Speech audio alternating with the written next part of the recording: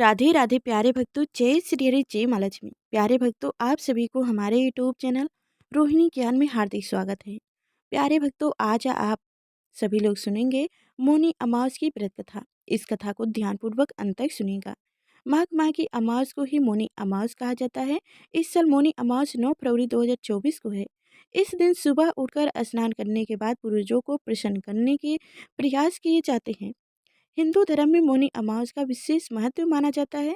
यह मुख्य रूप से माघ माह के कृष्ण पक्ष की अमावस्या को माना जाता है।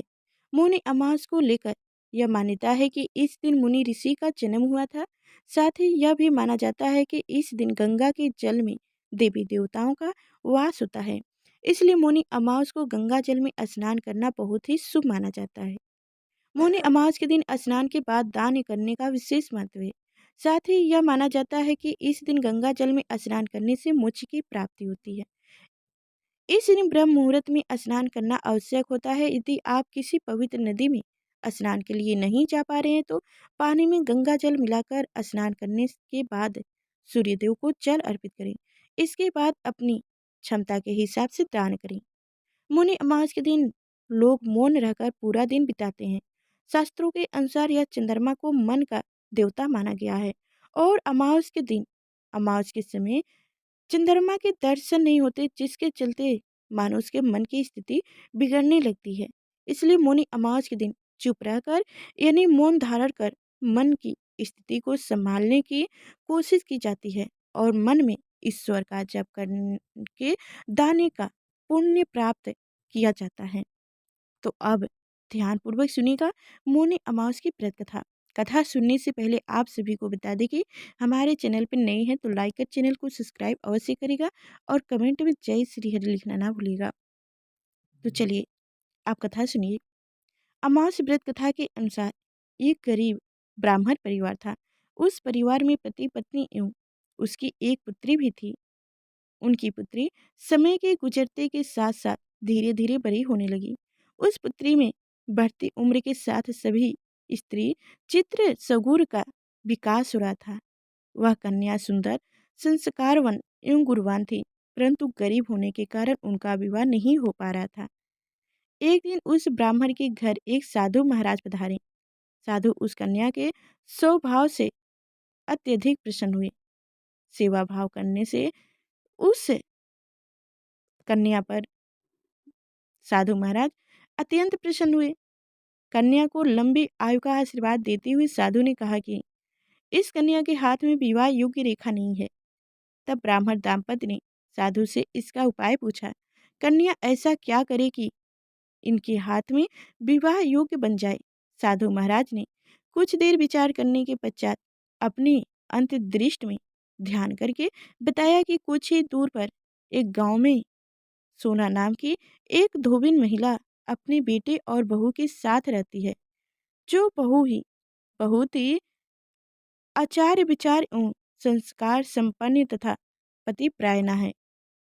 यदि यह सुकन्या उस धोबिन की सेवा करे और वह महिला इनकी शादी में अपनी मांग का सिंदूर लगा दे तथा इनके बाद इस कन्या का विवाह हो जाए तो इस कन्या का विधवा योग्य टल सकता है। साधु ने यह भी बताया कि वह महिला कहीं बाहर आती जाती नहीं है।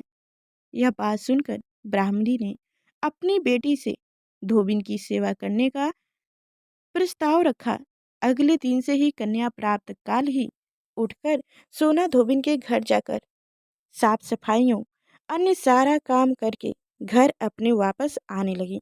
एक दिन सोना धोबिन अपनी बहू से पूछती है कि तुम तो सुबह ही उठकर सारे काम कर लेती हो और पता भी नहीं चलता। बहू ने कहा, माँ जी, मैंने तो सोचा कि आप ही सुबह उठकर सारे काम खुद ही खत्म कर लेती हैं। मैं तो देर से उठती हूँ।